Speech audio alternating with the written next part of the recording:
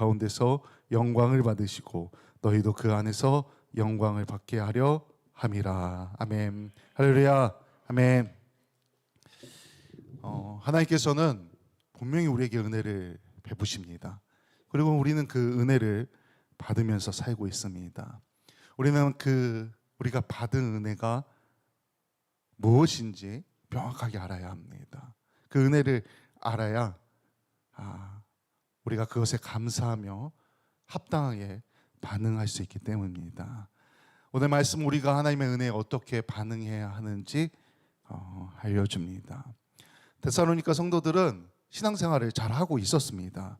그래서 디모데로부터 보고를 받은 바울이 편지를 통해 이 데살로니가 교인들을 칭찬하고 격려합니다. 데살로니가 성도들의 신앙은 그 믿음은 성장했고 서로 사랑했다 말합니다. 박해와 환난을 이겨내고 있었다고 말합니다. 그러면서 말하기를 바울은 하나님께 감사를 고백하며 이 감사의 고백이 당연한 것이다 라고 말합니다. 하나님께 감사하는 것이 우리 성도에게 당연하다는 것입니다. 여기서 바울이 말하는 이 당연함이라는 것은 의무를 가지고 있습니다. 의무. 그러니까 이 당연함이라는 이 문장에 의무, 우리가 당연히 마땅해야 될 그 의무의 의미가 담겨 있다는 겁니다. 바울이 데살로니가 성도들의 신앙으로 인해서 내가 하나님께 감사할 의무가 있다는 겁니다. 그래서 그 의무를 가지고 하나님께 감사하고 너희들에게 그 감사를 같이 이야기하고 있다는 겁니다. 하나님께서 주신 은혜로 신앙이 성장하고 서로 사랑하고 그리고 인내로 환난을 이겨내고 있는데 너희들의 그런 신앙의 모습이 나한테는 선물이라는 겁니다. 나한테는 선물이라서 그렇게 내가 하나님께 감사하지 않는다면 나는 은혜도 모르는 것이다 라고 말하고 있는 겁니다. 오늘 그 당연한 감사의 문장이 그런 의미를 갖고 있다는 것입니다. 하나님께서 주신 선물, 그 은혜로 말미암아 감사하는 것이 당연하다. 그것을 우리에게 또 데살로니가 교인들에게 가르치고 있다는 것입니다. 그것이 감사로 이어져야 한다는 것입니다. 우리가 하나님께 은혜를 받지 않습니까? 그럼 그 은혜에 감사해야지 우리의 신앙이, 원래 굳어졌던 우리의 마음이, 우리의 믿음이 부드러워진다는 겁니다. 그리고 부드럽게 변해야 우리의 믿음이 성장한다는 것입니다. 우리는 이제 나이가 들면 선물 받는 횟수가 좀 줄어들긴 하지만 선물을 많이 받지 않습니까? 우리 아이들이 특히 선물 많이 받습니다. 뭐 어린이날이라고 선물 받고, 생일이라고 선물 받고, 뭐 성탄절이라고 성탄 받고. 근데 우리는 사실 어른이 되면 조금씩 그 선물 받는 게 줄어들지 않습니까? 그래도 선물을 받긴 받습니다. 가끔 선물을 받으면 어떻게 합니까? 선물을 준 사람한테 진짜 고마워, 감사합니다, 고백합니다, 표현합니다. 근데 만약 감사를 표현하지 않으면 어떻게 됩니까? 이 관계가 깨질 수 있습니다. 쟤는 뭐야, 내가 이렇게 선물, 나는 정말 마음을 담아 선물 줬는데 별로 감사한 마음도 없고 그냥 당연한 듯이 너무 받네. 그러면 주는 사람의 마음이 어떻습니까? 기분이 나쁩니다. 속이 상합니다. 뭐 다음부터 주고 싶은 마음도 들지 않습니다. 우리가 감사를 고백하지 않으면 우리의 마음이 굳어버립니다. 부드러워지지 않다는 겁니다. 다시 말하면 우리가 하나님께 은혜를 받았는데 그 받은 은혜에 대해서 감사로 이어지지 않으면 우리의 마음이, 우리의 영혼이 굳어진다는 겁니다. 그런데 그 은혜를 알고 은혜에 감사하며 부드러워지고 더 많은 은혜를 받게 된다는 겁니다. 오늘 바울이 말하고 있는 것이 이러한 것들입니다. 데살로니가 전서와 후서는 비슷한 목적을 가지고 쓰여졌습니다. 먼저 데살로니가 전서를 통해 그것을 쓸 당시에 데살로니가 교인들이 박해를 받고 있었습니다. 그래서 그들을 위로하고 격려하게 썼고, 그리고 3개월 뒤에 이 고린도에서 거주하면서 이 바울이 데살로니가 후서를 기록합니다. 왜 또 기록하면서 그들을 위로하고 격려하고 감사하고 있습니까? 그 전에 받고 있던 그 박해와 고난이 계속 이어지고 있었습니다.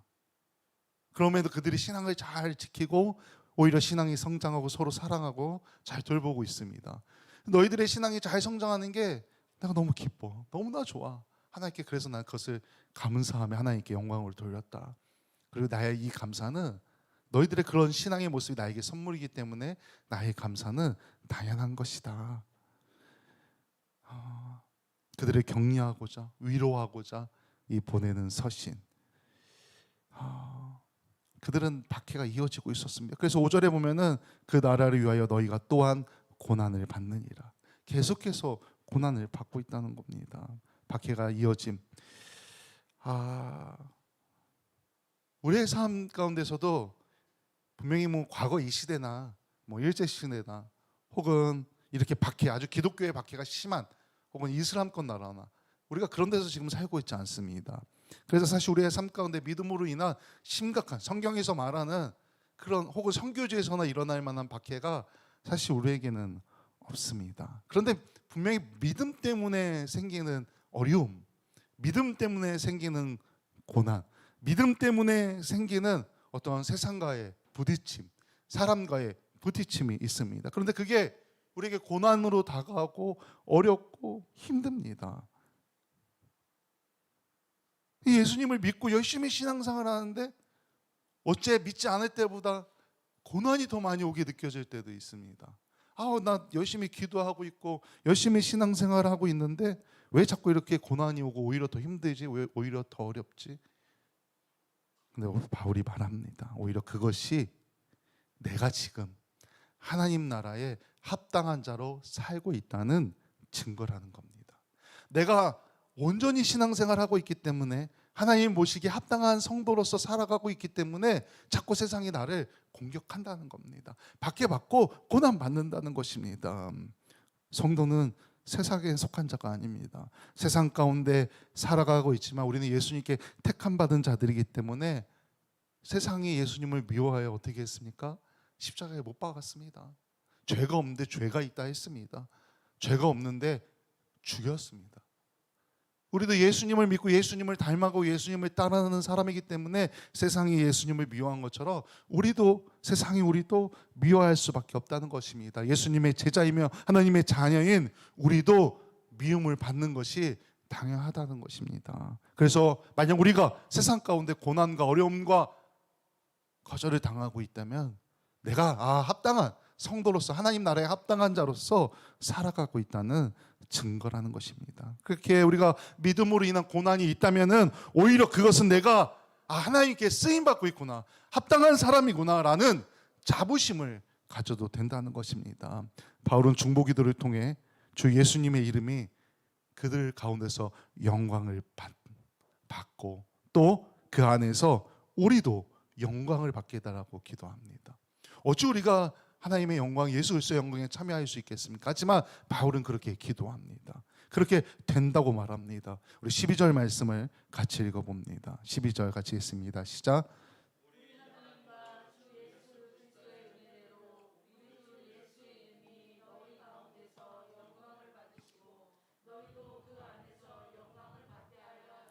아멘.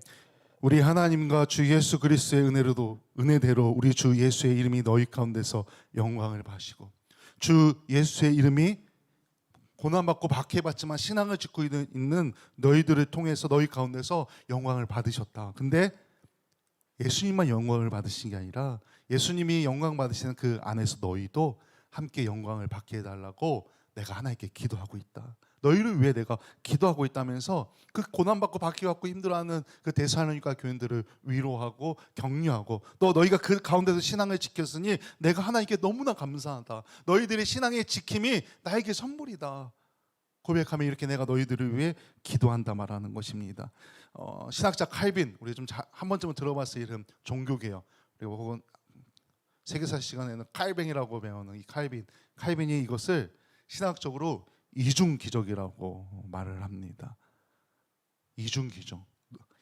우리가 예수님께서 우리를 통해 영광을 받으시는 것도 기적인데 우리가 그 안에서 함께 영광을 받게 되는 것, 이 또한 아주 놀라운 기적이라는 것입니다. 그날에 주님께서 이 땅에 다시 오시면, 강림하시면 우리 성도들에게도 영광을 받으시지만 우리 자녀들도 함께 영광을 받게 됨을 분명하게 믿으시기 바랍니다. 아멘.